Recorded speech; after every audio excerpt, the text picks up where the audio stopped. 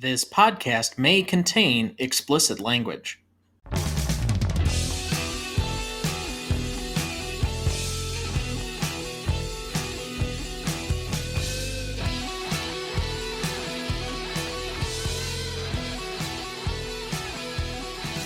Welcome to the Greatest Movie of All Time podcast, the show that uses a unique grading style to redefine what the greatest movies are.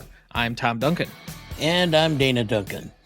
Tonight, for our 211th episode, we discuss the dawn of New Hollywood with the only Best Picture winner to have an X rating, Midnight Cowboy from 1969, celebrating its 55th anniversary this week. Directed by John Schlesinger, written by Waldo Salt, music by John Barry, starring Dustin Hoffman as Ratso or Enrico Salvatore Rico Rizzo. A lot of names there. John Voight as Joe Buck. Not that Joe Buck, the other Joe Buck.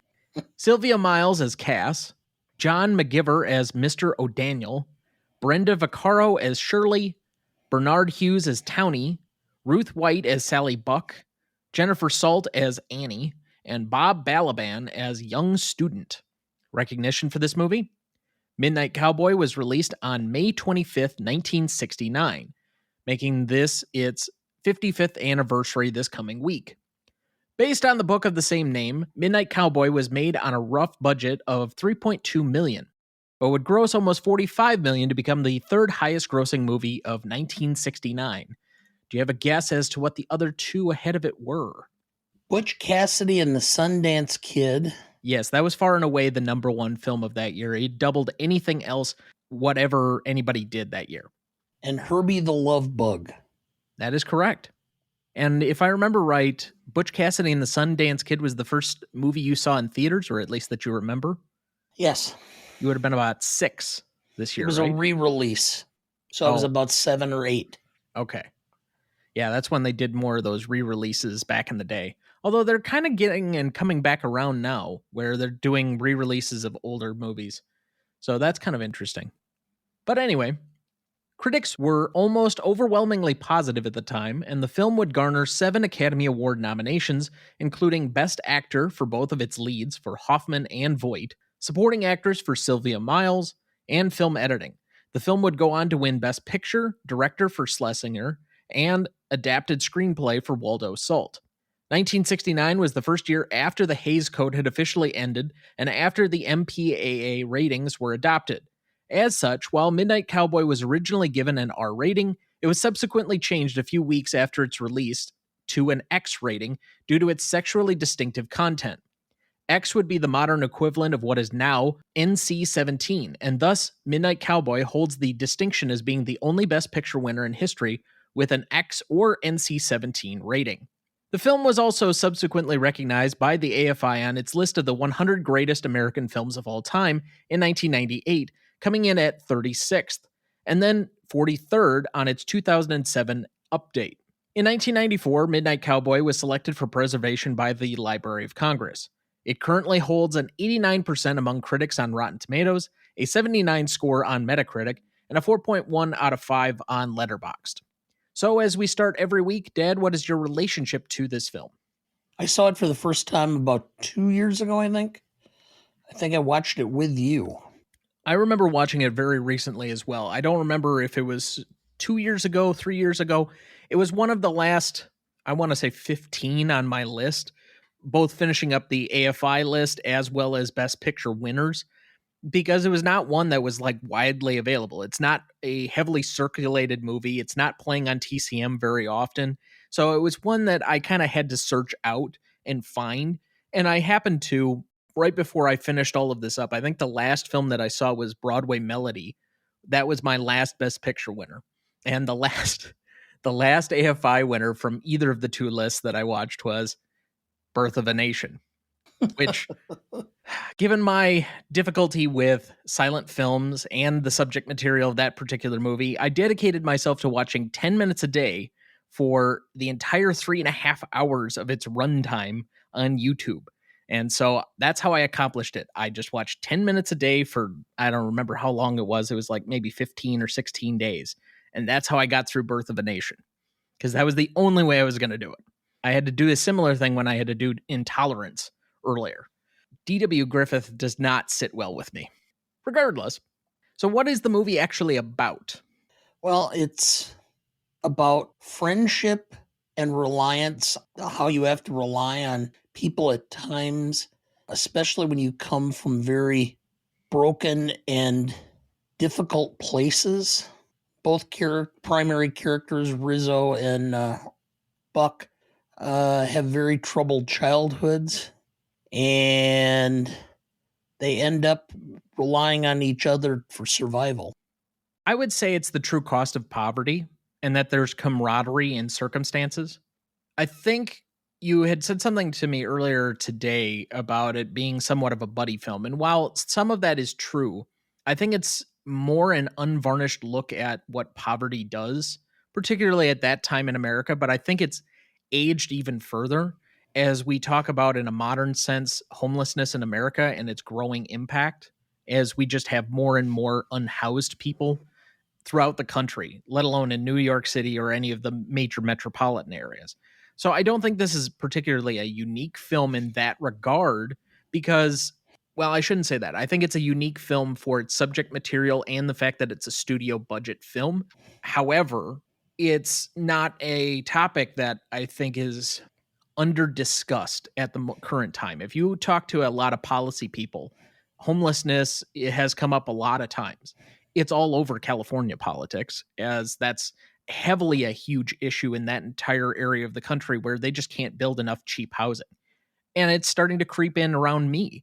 I mean, we're talking about with you wanting to potentially move down to the Madison area, that there's just not enough housing to supply the demand that is currently available. And you cannot move down here if you don't have a current home and buy into this market if you're just starting out. It's not really available. And so people are having to move further and further out into the county or the surrounding areas.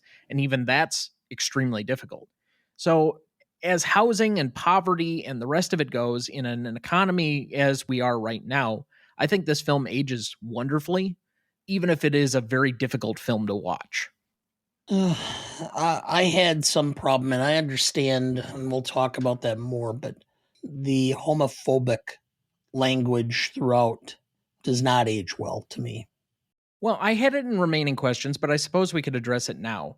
And there's been a long debate on this movie from what I could see. And to be fair, I did not feel that I gave my best stuff the last couple of weeks. And so I really tried to over prepare for this one. So I read a lot of analysis think pieces trying to understand the film. But the debate has been since it came out, is this an LGBTQ and the other subsequent letters that I'm drawing a blank on right now film, or is it somehow homophobic? Because I think there's a way to interpret it both ways. Well, you have to stop and think about the fact that the novel itself was written by a closeted homosexual, and the film was directed by a closeted homosexual.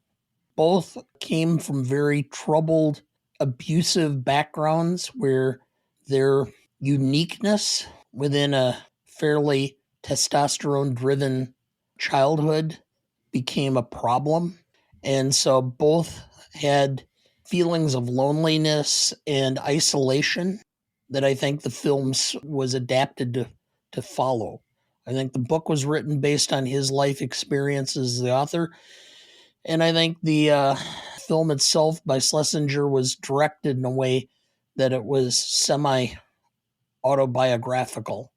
So there's a specific portion of this that is not homophobic, but unfortunately, in 1969, the fact that he was closeted, I think he had to present things in a way that was more palatable to 1969 sensitivities. Well, there was a conversation certainly between Schlesinger and Salt as to the nature of how far they could steer into the sexual proclivities of its primary characters and how far they could go and get away with stuff. I mean, again, we talked about it at the top here that this is the first year without the actual Hays Code. I mean, we'd kind of started to gravitate from about 1960 on away from it anyway. But this is the first year where we're truly letting things go. And as long as there's an explicit rating attached to a movie, they're not going to say yes or no, you can't put this thing out. And so they were able to take some chances, do some things that they weren't able to do prior. And Schlesinger kind of counted on that. He adapted this for 3 to 4 years before it actually made it to the screen.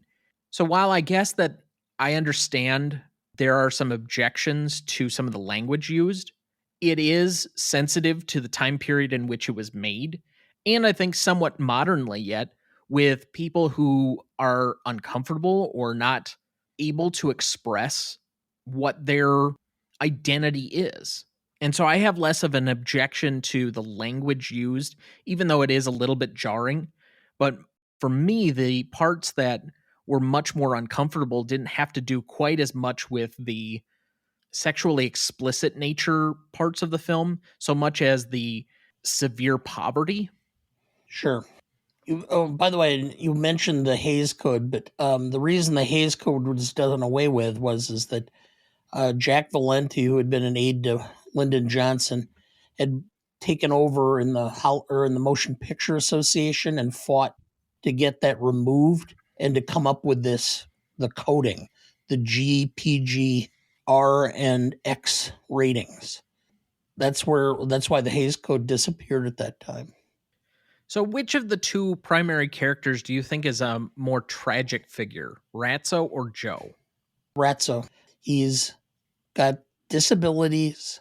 He's ill throughout. He also has absolutely no idea of how he is trying to get by or what he wants to accomplish in life other than to survive, and somehow has this idealistic view of getting to Florida. In comparison, Joe has at least a plan. It's a bizarre one, but he has a plan. And it looks like at least his grandmother cared for him and took care of him. Well, there is a question as to whether that was somewhat of an incestuous relationship. So I don't know how far we want to dig onto that right now. The character of Joe, to me, I would say is actually the more tragic. I know that it's easy to say Ratso because he dies at the end of the film. He's in squalor to begin with, and he doesn't have as many things going for him as Joe. But Joe is somebody through, I guess, the establishment of the flashbacks, has been gang raped at one time or another. He was given up by his mother to his grandmother, who he may have had an incestuous relationship with. He feels that the only thing he's capable of doing is being good looking and servicing people that need sex. He moves to New York on a complete whim and has really no great plan. He has some inkling of a plan. He has no street smarts. He's naive all over the place. And he falls apart and probably would have died out on the streets had it not been for Ratso. On the same token, then when Ratso passes away, what does he have left? At least Ratso doesn't have to go on any further. He has to somehow make a life out of whatever's left in Florida by himself. And he has no friends, nobody else in the world that really cares about him. How does he establish a life? I find him to be the much more tragic figure. I understand your points, but the real tragedy in life is no hope or having a lack of hope. And I think Joe, by his buying the summer clothes and changing his perspective and going to Florida and all this, I think he still has hope. So that's why I can't consider him the more tragic. I don't think Rizzo ever really had any hope. But he does that before Rizzo passes away. And by extension, I would say, again, the number one thing that you have constantly commented on throughout, the last several years is how mankind is not meant to be alone. Particularly as we went through the pandemic, you were like harping on that constantly. And now Joe is alone again. This is his one good relationship that he had in the world, the one where it seemed to be not expectant of anything else, not wanting of anything else, and that they had this mutual affection for each other, even if they didn't show it always in the most prototypical nature. I guess we'll just agree to disagree. I still think that he has some level of hope. And as long as you have that hope, you'd have a chance. Well, to quote Ted Lasso, it's the hope that kills you. Regardless, let's move on. Do you have our plot summary ready for us? I do. Midnight Cowboy is a poignant exploration of friendship and survival in the gritty urban landscape of New York City. Joe Buck, a naive Texas cowboy with dreams of becoming a rich gigolo, arrives in the city only to find himself struggling to make ends meet. He befriends Ratso Rizzo, a streetwise hustler, forming an unlikely bond as they navigate the harsh realities of their circumstances. Together, they embark on a journey of self discovery and redemption, facing the harsh truths of their own identities and the unforgiving nature of the city they call home. With powerful performances by Jon Voight and Dustin Hoffman, Midnight Cowboy is a timeless classic that delves deep into the human experience, blending heartbreak and hope in equal measure. Thank you. Did you know? Before Dustin Hoffman auditioned for this film, he knew that the all American image that he carried after The Graduate could easily cost him the job. To prove that he could play Rizzo, he asked the auditioning film executive to meet him on a street corner in Manhattan, while he dressed in filthy rags. The executive arrived at the appointed corner and waited, barely noticing the beggar not 10 feet away who was accosting people for spare change. The beggar finally walked up to him and revealed his true identity. Did you know? Dustin Hoffman kept pebbles in his shoe to ensure his limp would be consistent from shot to shot. This feels like another layer to add on to his noted issues on Marathon Man. Method acting, folks. I don't. There's a point at which you're endangering yourself. But anyway, I digress. Did you know? Dustin Hoffman put in so much effort portraying one of Ratso's coughing fits that one time he actually ended up vomiting. Why? Just okay. Did you know? Director John Schlesinger admitted that there are some things that he would have changed, such as the overlong party sequence. But for the most part, he felt he succeeded in making a film that was compassionate rather than bleak, one that truly captured the mixture of desperation and humor which I found all along 42nd Street. I don't know what's humorous about this film. No. Did you know? I should specify before I read this that these are not my opinions. These are just me reading the lines from the movie. So, with that, in one particular scene, Ratso and Joe get into an argument over cowboys. Ratso states that cowboys are fags. Joe's response is, "Are you calling John Wayne a fag?" Coincidentally, Dustin Hoffman and Jon Voight were nominated for Best Actor Oscars for their roles as Ratso and Joe, respectively. But they lost out to John Wayne for his role in True Grit. And with that, we will take our first break and we will be right back. Before we jump back into the episode, next week for our 212th episode for Memorial Day, we welcome back Kieran B. of the Five Timers Club and the Best Picture cast to discuss the 1946 Best Picture winner, The Best Years of Our Lives, directed by William Wyler, written by Robert E. Sherwood, music by Hugo Friedhofer and Emil Newman, starring Myrna Loy, Frederick Marsh, Dana Andrews, and Teresa Wright.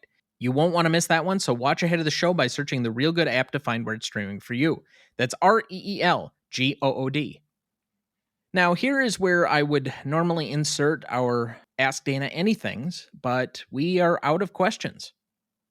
So, for anyone hoping to have more of this segment, please write us at greatestaltimemmoviepodcast@gmail.com, or you can find us on any of our socials on YouTube, Letterboxd, TikTok, X, and Instagram at Gmote Podcast. And you can submit any of those either in the normal channels or possibly by DM, depending. We will take any of your questions on anything you'd like to know about my co-host and his adventurous life.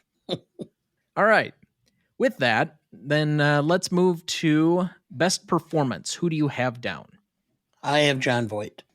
I think Jon Voight had to portray a level of innocence and arrogance at the same time that was difficult to pull off, but he did a very good job for that. I definitely understand where you're coming from with that, and it's a great point to make. I unfortunately see that there are a lot of actually really good individual performances in this one, so I kind of had to shove him out of my nominees for these three. But I certainly don't fault you for trying to round us out and doing that. But because there are individually great performances, I like some of the cinematography. I came to have a new appreciation of this movie through this rewatch. I think that you have two great lead performances. I think you have a great soundtrack overall. And so to me, when you have so many good individual pieces that add up to a whole, to me, that usually points at the director who has a great hand on everything that's going on. You have a pretty good script. I won't say it's great, but at least a pretty good script. You have two great lead performances, the cinematography, all those things add up to me to say Schlesinger would be my best performance. It won the Academy Award for Best Screenplay. I understand. That doesn't mean that I agree with it. Okay. Well, I have Schlesinger's secondary performance. Simply because I think at times this could have become rather. I think the characters could have been rather buffoonish. He was able to put it in a very sedated manner that made them both more sympathetic and interesting. So I have him as secondary because I just thought John Voight's performance was strong and really beyond the mere direction. I went with Dustin Hoffman. I thought Voight's character had a lot of aid through the script and through the course of the editing, cinematography, etc., to really play out a lot of his story through the flashbacks. And because we're following him much more closely, his story is told out a little bit easier in that way. Whereas Hoffman, you're having to get a lot of his story either through the script itself or in the way that he's playing this character. There are little clues that he leaves throughout the course of the film to immense poverty, how he survived on the streets, his level of street smarts that you only get because this is the only life you've ever known. And because of that, just the small little intricacies of how he can craft this character, I give it to him as my best secondary. Most charismatic, I'm going to go with an unusual pick. We have gone with composers before for score. We have done potentially cinematographers at times, but we've never actually done an individual song as most charismatic. And I'm going to give I wouldn't say it's the theme song because the theme song is different and actually is part of the score, but Everybody's Talking by Nilsson. I don't know what it was that stuck in my head for the last 2 days since I finished the film. And it's kept with me. It's snappy. I don't understand why it's so upbeat and positive, but I think between the two songs, the one where it's the sad harmonica music and the one where he's out on a journey, he's got optimism, he's got all these things ready to go for him, he's on an adventure. That one, the upbeat song for me, was the most charismatic part of the film. I had Voight because I just thought at this point in time, Voight became so bankable as a star. He had a nice run through the 70s and to the early 80s. Until he went full MAGA. Yeah. But even before that, he really kind of had fallen off. It's hard to believe that a actor of this quality who has been in a lot of like fan favorite movies throughout the years did this movie for scale so that he could be a part of it would go 180 degrees in the opposite direction from what this character probably is. I guess that's acting. Best scene. All right, I have Going to New York. So, kind of the upbeat montage at the early portion of the film when he's on the bus. And even before that, a little bit as he's kind of getting his last check so that he has money to go off to New York. I think that's a really great, upbeat, uplifting kind of way to inject you into the movie and get you going. Then I have Ratso setting up Joe, which again establishes a lot with Ratso's character right from the outset. You kind of know he's conning him, but you can't see why Joe just is that naive. So it tells a lot about both of those characters in kind of their first meetup. So I have that as a nominee. I have Hooking Up with Cass, which is the first time that he's really in New York. And I guess I should have had that before the other scene because that's actually before it. But it's the first time that he actually finds somebody willing to have sex with him in the way that he is imagining. But then obviously you have the issue with her not paying at the end of it, not knowing that he was trying to get it for payment. Then I have Party in the Village, just because I think that is one of the more memorable things about this movie, at least through the first watch. It was one of the things that I remembered the most vividly. And then finally Going to Florida. So out of these, do you have any other ones to add? Oh, the young student possibly Okay. was a rather impactful scene. And probably the townie. Yeah, I wasn't sure how far to extend that back, the Going to Florida sequence. I don't think it covers that. So having that separated as its own scene is probably a good idea. All right. Out of these 7, then, what is the best scene? For me, it's Party in the Village, because I think that's really the key or the turning point of the movie. It all leads up to that. And the fact that he finally has things in place and then is willing to give it all up for Rizzo. What? Following the party in the village, Yeah. he has everything set up. He's now going to start having customers. Things are going to start turning. He's going to make money. But then he's willing to give it all up to move Rizzo to Florida. Okay. I guess that's a stretch of that particular scene, and it's kind of 2 or 3 scenes down the road. So I don't know if I would portray that as being part of that. I guess the effects or the knock on is where you're going with that, but that's why I was confused. Because that's where he hooks up with Brenda Caro, and she's the one who starts introducing him to her friends. I understand. I don't see where that's a Because problem. the party is not the scene afterwards where he's performing with her, and it's not when he is got this other situation. It's the party in itself. Normally when we're doing best scene, it's self-contained. It's not 3 scenes down the road because you had one scene that led to it. Okay, but you're the one who combines all of these and goes, oh, I don't know where to divide them. I mean, so I assume when you're talking about the party in the village, you're talking about the progression. They meet at the party, they have the hookup after the party. I don't know what you're talking about. I often have created separation with certain things. There are some times when it has kind of a linkage to it, but there is quite a fade to black cut between those 3 moments. Okay. And maybe the 4th one where he actually comes back to Rizzo and Rizzo's clearly too sick, so he's got to get the money to go to Florida. So you're going to stick with that then? I don't know where we are on, to be perfectly honest, because I don't see the big separation. They meet at the party, they hook up at the party, they end up They don't hook getting up at the together party. right after the party. Then he goes back to Rizzo. And by then he's like even commenting about how I can't just leave for Florida now because he finally had got his in. Okay. For me, I'll go back to the setup between the two of them, their first real meeting. And it has a lot to do with the fact that of the things that I mentioned before. You kind of get a lot about these two characters in that moment. 1, Joe's naivete. 2, Ratso's ability to con people out of stuff and where his moral ambiguity kind of comes from and what he's willing to do because he's somebody from the street. You have the introduction of his name by the people who obviously are not fond of him with Ratso.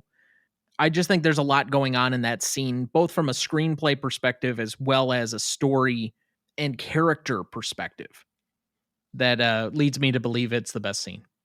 My favorite scene is Going to New York, obviously for the upbeat, positive, kind of forward-looking, adventuristic point of view that it imbues to start off the film. I think the film starts for the first 10, 15 minutes with a whole lot of energy and promise, and it's all kind of downhill from there.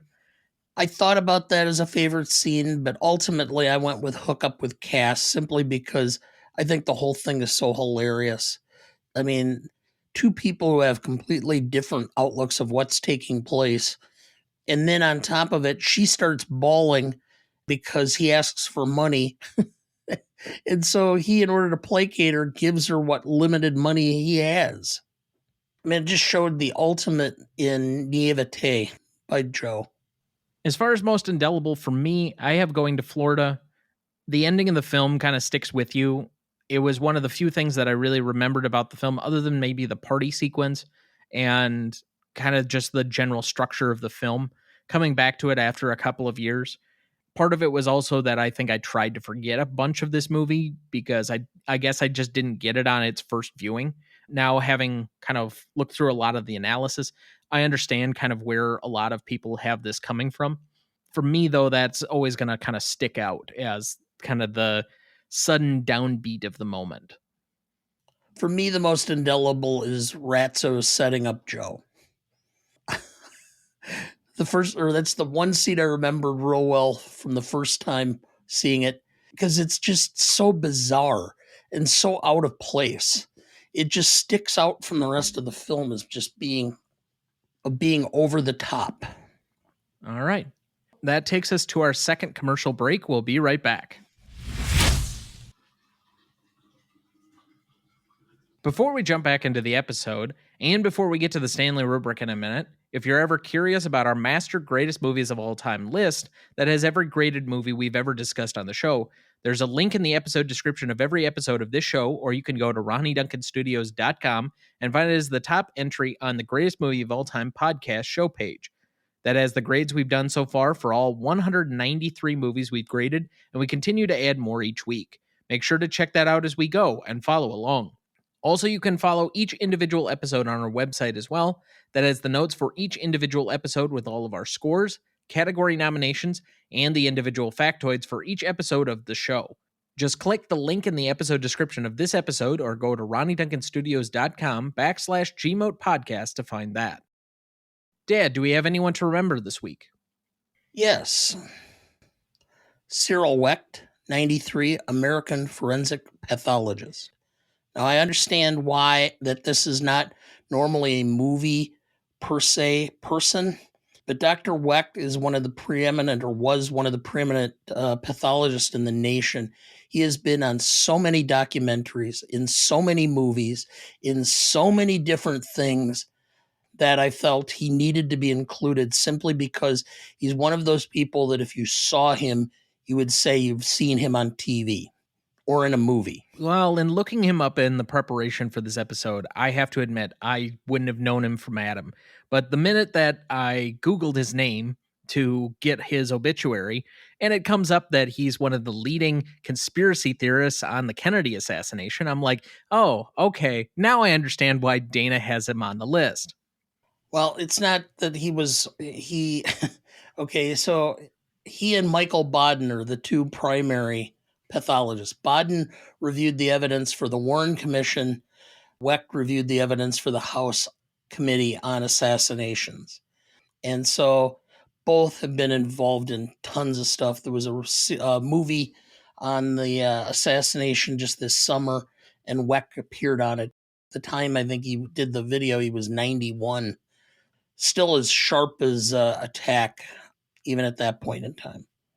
Mark Damon, 91, American actor, House of Usher, Ringo and his Golden Pistol, and film producer, Monster and Lone Survivor. Susan Backliney, 77, American actress and stuntwoman, Jaws, Day of the Animals, and 1941. She was the swimmer to open the scene in Jaws, and then again in 1941, the Spielberg film, the other Spielberg film. And a major loss in the film industry, Roger Corman, 98, American film director, did The Little Shop of Horrors, The St. Valentine's Day Massacre, produced Death Race 2000, was an honorary Oscar winner in 2009. Corman in his studio is credited, because of issues with low budget, of launching the career of Jack Nicholson who was renowned for taking multiple takes, because Corman in the early days felt that film was cheaper to do than to have scripts written. So, in addition to that, he also gave Ron Howard his first movie. Yeah, I forgot about that one. And he Yes. has a lot of other knock on effects with several other people from that era of Hollywood that all commemorated him, with the lone exception being Paul Schrader, who apparently had an axe to grind. If you don't know what I mean, just Google it. You could find it. It was all on X and Twitter. It's like the guy's been dead for 5 minutes, and you're already. But that's Paul Schrader. So anyway, but yeah, certainly somebody with a large effect on the progression of Hollywood and movies as we know them for probably about 30 to 40 years. At least. And so we commemorate these here with a moment of silence in their honor.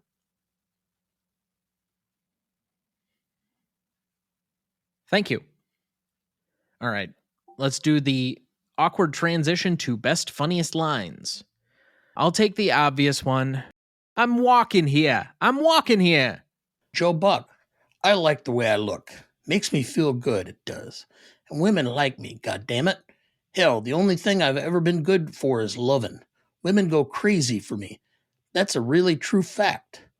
Ratso, hell, crazy Annie, they had to send her away. Rizzo, then how come you ain't scored once the whole time you've been in New York? Gretel McAlbertson, why are you stealing food? I was just noticing that you're out of salami. I think you ought to have somebody go over to the delicatessen, bring some more back. Gee, well, it's free. You don't have to steal it. Well, if it's free, then it ain't stealing. I had nothing else that I thought was that quotable. So go ahead. I have 3 more. Joe Buck, I only get car sick on boats, but it seems to me that's more the fish smell than the bouncing. Okay, I thought about that one. Joe Buck, Rizzo polishes Joe's boots. Hey, you're pretty damn good at that. I'll bet you can make a living at it if you tried. And end up a hunchback like my old man? You think I'm crippled? You should have caught him at the end of the day. My old man spent 14 hours a day in that subway. He come home at night, $2-3 worth of change, stained with shoe polish. Stupid bastard coughed his lungs out from breathing in all that wax all day. Even a faggot undertaker couldn't get his nails clean. They had to bury him with gloves on. And my last one. Ratso. The 2 basic items necessary to sustain life are sunshine and coconut milk. Did you know that? That's a fact. In Florida, they got a terrific amount of coconut trees there. In fact, I think they even got them in the gas stations over there. So, all right. Then let's move to the Stanley rubric. If you are new to the show, this is our 6-category rubric that we created at the start of the show that measures legacy, impact, and significance, novelty, classicness, rewatchability, and then awards some audience points based on Google and Rotten Tomato audience scores. And so each of these is technically out of 10, although there are a few categories where we divide it in half based on different perspectives. So legacy is up first for grading. Dad, would you like to go first or second? Go ahead. I feel like I'm going to end up being very harsh on this. And now coming to it at a new perspective, I really don't want to be, but I kind of have to. This has a specific distinction that no other Best Picture winner has, so we'll get that out of the way. And I think this is known as the winner that also won in the first year of the new Hollywood. And so that gives it some additional credit. So I'll just take that right off the top for the industry side of things. I think both of those things have some level of importance, if nothing else, only trivia. But nevertheless, I also wonder how many people still think about this movie. I know I said that it made the AFI list, but I looked it up, and in 2002, it received 1 single vote from a critic and 0 votes from any director contributing to the Sight and Sound poll list. So this is only like 20 years ago, when it was even closer to the date and time when it would have been a more significant film. I just don't see this as having critical or industry staying power in the way that it probably should. And even though I think this is a much better movie than maybe people have given it credit for, and especially myself, I just don't see the support for this that I would have expected. On a public side, there is no way you're watching this unless you're a super movie nerd or in a film discussion group. Like, this would be a great film to discuss in Cinematison, my basically book club for movies. Except that it's hard to find, meaning that there's usually a very low demand for it. It's not easily accessible, so you're going to have a hard time the first time you're watching it. Even I, 2 years ago, as a much less educated movie person, had a hard time coming to this, and only through subsequent analysis and other things on this rewatch really came around on it. Now, I know that you forgot to ask the staff this morning as to how many people actually have seen this movie, know anything about it, know anybody that contributed towards it, anything, facts, figures, otherwise. And I know it's harsh, but I have a 2 for the industry and I have a 0.5 for the public. I have a 2.5. Okay. I have to give it a little higher for the industry simply because it was still being shown on television and was still drawing reviews more than 5 years after, but it died out relatively quickly. By about the mid 70s, it died out. So I went with a 2.5 for the industry simply for that reason. And for the public, I went with a 1. Although you could probably sway me to the 0.5 because even though I forgot to ask the staff, I've asked a lot of people that I run across. Wasn't John Wayne in that? Wasn't that the one with John Travolta? That was the part that I was going to go to immediately, is how many people confuse Urban Cowboy and Midnight Cowboy? Yep, that's always the case. And that's the case commonly.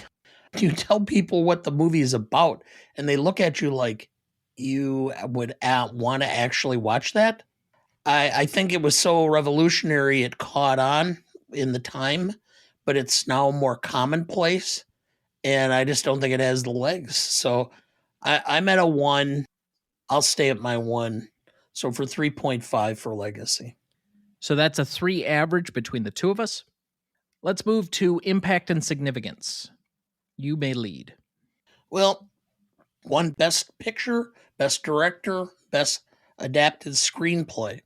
Was nominated for multiple Academy Awards. The fact that both Hoffman and Voight were nominated for Best Actor may have split their vote, which allowed John Wayne to win more easily, although he probably was the sentimental favorite by 1969. So I gave it a 5 for that. And I thought about reducing it down, but when I started looking at the fact that it was the third highest grossing film of 1969, it was re-released in 1971 and gained another huge amount of money. I think at the time it was well known, highly thought of, and impactful in the time period. So I'm going to give it a 10 for impact and significance. Okay, we're not so different, you and I. I have a 5 on the industry front. A lot of the points I was going to make, you've already made. It's a fairly high grossing film for what it was at the time. It has cultural and historical significance. It won 3 of the major prizes, including director and picture. And I agree with you. It's likely that the actor thing kind of split the vote and I think it was category manipulation on their part to even have them both up for actor to begin with, at least for where I quantify whether somebody should be in a lead category versus a supporting category. I would have had Hoffman in supporting, but that's just me.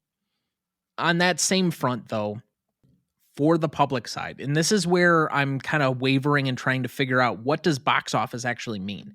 Like, comparative to the grouping that you're in for how much money it makes in a given year, what does that exactly mean? And I think that while this movie did somewhat well, it's not like one that really stands out above the rest. It didn't really make star performances of its lead characters completely. It kind of cemented Hoffman as being a better actor than he was necessarily a star. So he had other appearances, but he didn't really make his true mark until, I would say, the late 70s, maybe going even into the 80s, where he'd finally broken through and gotten his Oscars and that sort of thing. But he was always trying to take these challenging roles. So even though he had This and The Graduate pretty much back to back. I just don't know if this movie contributed as much as The Graduate did for him and is as historically celebrated as that.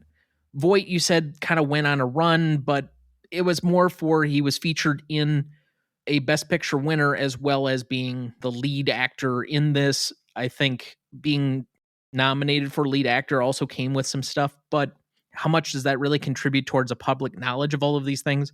It's not like everybody was rushing out to see the next Schlesinger film after this one Best Picture and him Best Director either. So while I can give it a good amount of points based on what it was in its time, I had to settle on a 4. So I have a 9. So that would be a 9.5 average between the two of us. Novelty. I will lead here. This is a bit of a unicorn film. I don't think this is really like anything else at all that I can think of, both before and since. And if you even want to say that there are other poverty or homeless films, this was a major motion production, studio production, I mean to say. Major studios were not greenlighting projects like this, even based on marginal novels at the time. This was completely out there in its time and sense. And from the originality perspective, as I've been dividing it lately, I have it at a full 5. I want to see what you can do to be a more original film than this is. For its subject material, its characters, its depictions, all of that goes into it. I think this is a highly original film. On an execution basis, I think this is a wonderfully told visual story. There are so many little scenes, like the scene where Joe is walking down the street and he notices all the other cowboys on 42nd Street and realizes, hey, maybe I'm not the only guy here trying to live out this weird cowboy dream. Maybe this isn't what women want. But there are little visual cues all over the place in this movie. The party's full of them that I think was representative of kind of the change, the morphing from the 60s and even the 50s of the much more stoic, kind of the black and white type of storytelling to a much more visually kinetic storytelling that we were going to get in the 70s as we had more auteur driven stuff. On top of that, the acting in its two lead performances, the cinematography, the score, the screenplay, they're all top notch.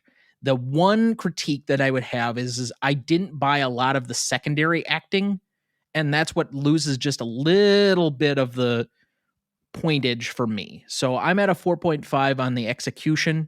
I have a 9.5. I'll agree with your execution score. I didn't have a problem with some of the peripheral acting.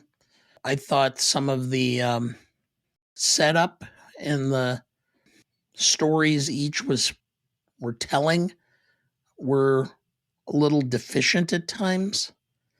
I think they could have been better crafted and developed. So I gave it a 4.5 for that. But as far as novelty and as far as originality, it is ultimately a buddy film.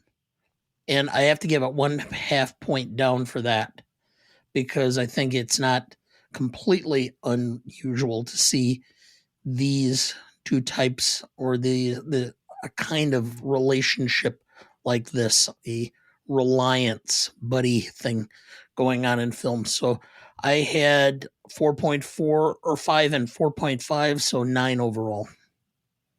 And not that I'm trying to convince you or anything else, but there are often a lot of storytelling devices that are overly commonly used, but to new and efficient means.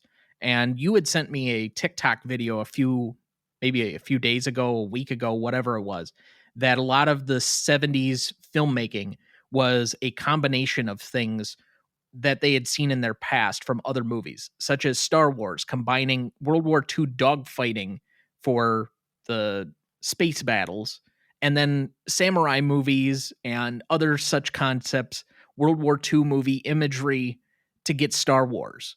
So I think that this, while it does fall back a bit on that one trope, it doesn't suffer to me as an originality based on its identity, politics of the time, and searching for it in a place that I don't think was necessarily comfortable for a lot of America, and its depiction of abject poverty in a way that I just don't find many films up until maybe the last 20 years have really done a good job of showing.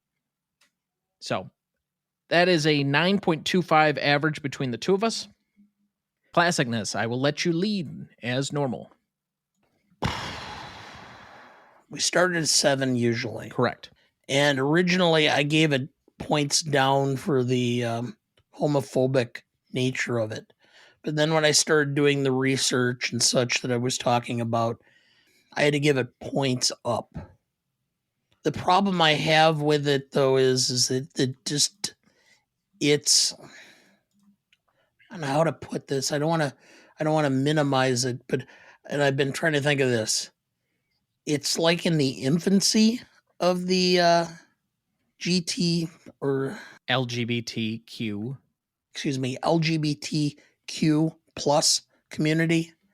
So I can't say that the classicness lasts because there's been so much advancement in how those issues are portrayed in cinema and how they've become so much more recognized and appreciated and understood that this film does not age well along that line.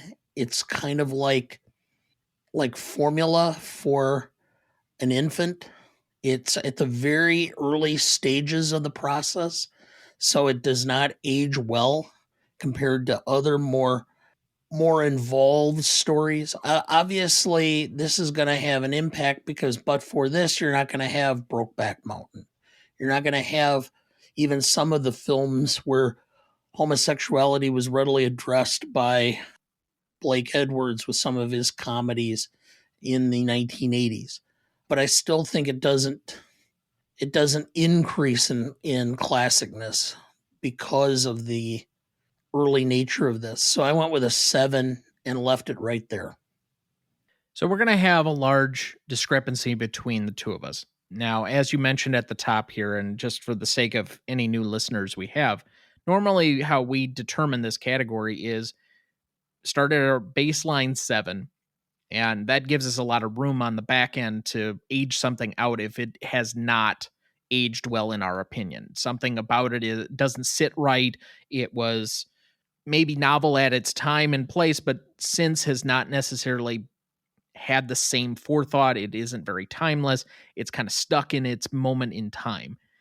On the flip side, we usually add points for a certain level of timelessness or being ahead of its time in what it was portraying. And I think I graded a little bit more on a curve than you did, in that having to watch, you mentioned Brokeback Mountain, but I think there are a couple of other films from that 2005 year that I'm recording tomorrow, our 2005 episode for this coming June on the Revisionist Almanac, and it happens to coincide with Pride Month being in June. I think there are a lot of movies from that year that were still trying to figure out the identity politics and feel somewhat similar to this movie, even if this was not necessarily its only focus being the relationship between Joe and, I mean, could you call it even like a bromance between he and Rizzo? There's really nothing sexual between the two of them. And Joe doesn't necessarily have a proclivity towards men per se, but he doesn't have an objection towards it either. There's a lot of sexual violence and abuse in his past that I think are novel for what it's depicting on screen, even for that time, and is somewhat a lived in memory for all of the, let's say, closeted or persecuted members of that community that had to live through this period of time, or even into the 70s and 80s, and how many depictions we've had recently in TV and movies of the AIDS era and how difficult that portrayal was. So not a lot of this feels all that foreign to me. And even the challenges that Ratso goes through in trying to deny maybe his own issues with sexual fluidity or identity by constantly diminishing people of a homosexual nature using that epitaph that I've had to repeat a couple of times, unfortunately. I wonder if this isn't necessarily aged poorly, but actually ages a lot better. And because that's the subplot for me, the way that this depicts poverty is the real key to the film. So I think from a timelessness perspective, I actually give it additional points on top of what I would normally, and then add in the subpart plot. I know that this is going to be weird for you, but I have a 10. Well, I mean, if you're just talking poverty, a film that I know you didn't care for because you didn't like the book, that's Grapes of Wrath. But it does a lot different in the book in going through the stages of poverty and really spelling out the grief and the depression and the desperation in a way that I just Yeah. don't see that the movie is as clear on. But that's just me. And we're not discussing that film necessarily. This takes it to a different level for me comparatively to a film that precedes it by 31 years. Yeah, I'm comfortable with my position. Okay, so then we have an 8.5 average between the two of us. Rewatchability. I will let you lead again. When I originally started scoring this, I had a very low score. I'm going to give it a little bit of a higher bump simply because the second time I watched it, if you would have asked me whether I was going to rewatch this after this, or, after I watched it the first time, I would have probably said no. It would have been like a 1.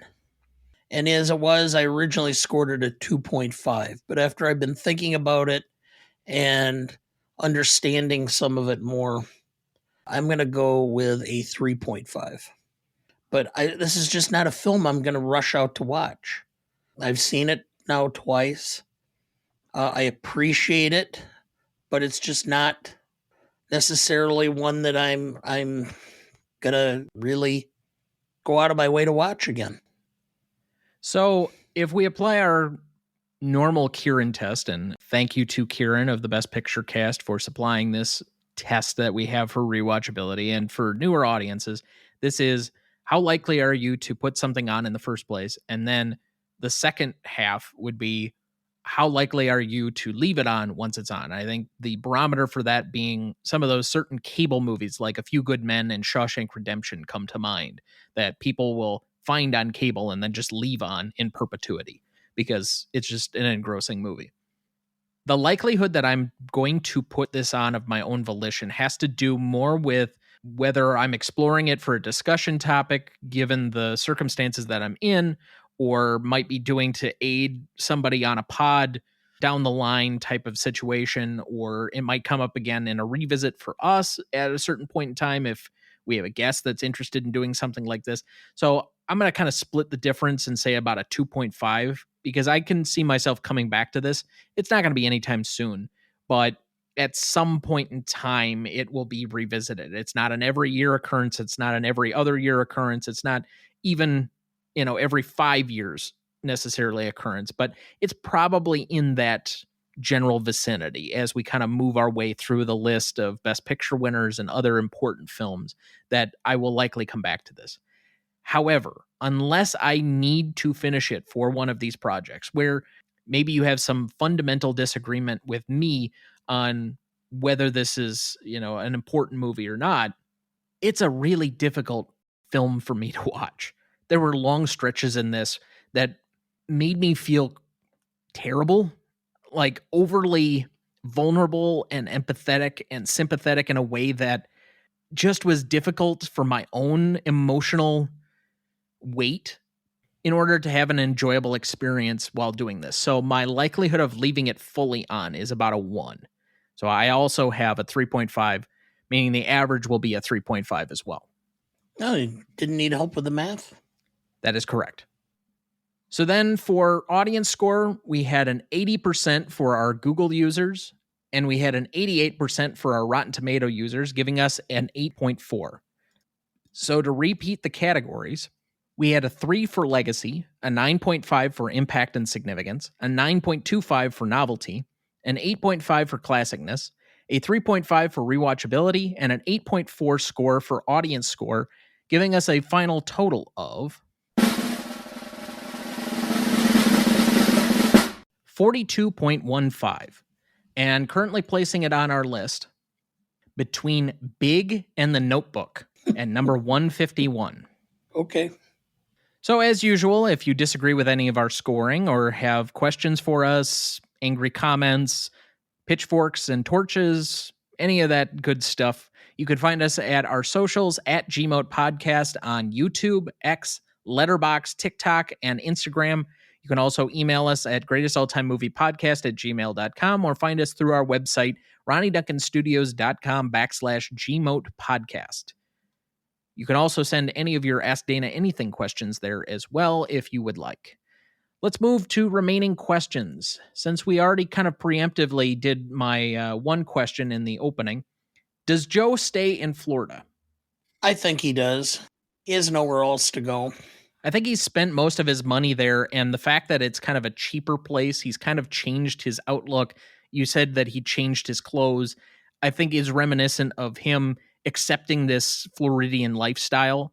And Yeah, as a matter of fact, I think he does stay. I'm not sure exactly what he is going to do.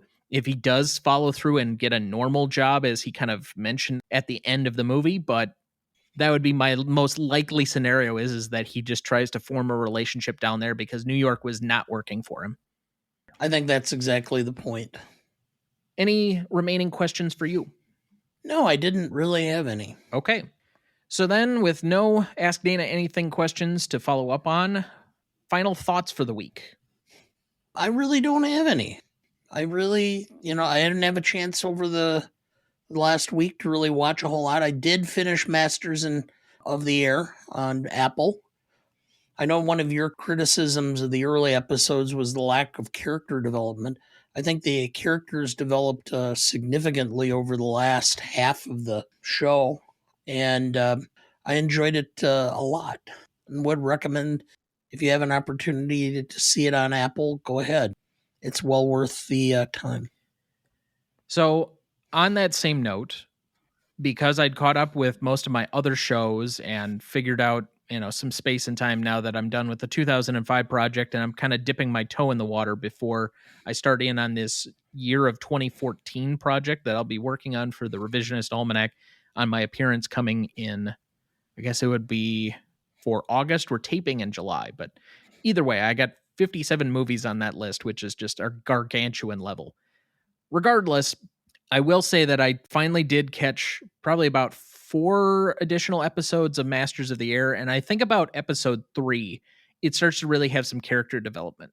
The difficulty I have is that a lot of the character development is kind of shortened by the fact that some of the characters, spoiler alert, perspire. And so it's harder to follow newer faces that aren't as familiar to us as some of the people that were billed in the star making quality of this, like Austin Butler or in a certain way Callum Turner, although he's still kind of in it. And we don't have Barry Keoghan after episode 3, et cetera, et cetera. So it's a little more difficult to try and bring in those elements and have some familiarity with certain characters, but they do keep enough around that it keeps you involved or invested. So I've come around a little bit on the series. Could it have been done a little bit better? Yes. Are the air sequences some of the best stuff that I've seen as far as World War II battles? Probably, actually. So I'll give it some credit on that. And I think it does a decent job for what it is in Apple's investment. The other one I'll mention just quickly here that is back from its hiatus, Hacks on HBO or Max for any of you out there. And if you have not caught this show before, I think you're kind of missing out. I think that it is one of the best comedies that I think is going right now, if you don't count things like The Bear as kind of comedy. But I find it to be very enjoyable, very engaging. The 2 lead performances are top notch. Although I don't think the character development on an individual basis for all the peripheral characters is as high in the start of this season 3, most of the primary characters having to do with the agent and the 2 female leads are still very high and very strong as far as stuff that is there to watch. So for anyone that's complaining that you don't have a lot of good TV, this is at least one show to try and maybe invest in if you haven't caught it before. So that'll do it for us this week. Thank you for listening. I had a dream. I dreamt I was home. I've had that same dream hundreds of times before. This time, I wanted to find out if it's really true. Am I really home? Next week, for our 212th episode for Memorial Day, we welcome back Kieran B. of the Five Timers Club and the Best Picture cast to discuss the 1946 Best Picture winner, The Best Years of Our Lives. Directed by William Wyler, written by Robert E. Sherwood, music by Hugo Friedhofer and Emil Newman, starring Myrna Loy, Frederick Marsh, Dana Andrews, and Teresa Wright. You won't want to miss that one, so watch ahead of the show by searching the Real Good app to find where it's streaming for you. That's REELGOOD. Please like, follow, rate, and review, or whatever on whichever platform you have so that more can join in our fun. You can also email the show at thenewRonnyDuncanStudios.com or at greatestaltimemoviepodcast@gmail.com. Find us on Instagram, TikTok, X, Letterboxd, or YouTube at the handle @GModePodcast. The Greatest Movie of All Time is a production of Ryan Duncan Studios. Our show is mixed, edited, and written by Thomas Duncan. Our music is thanks to Purple Planet Music. Our technical provider and distributor is Captivate FM.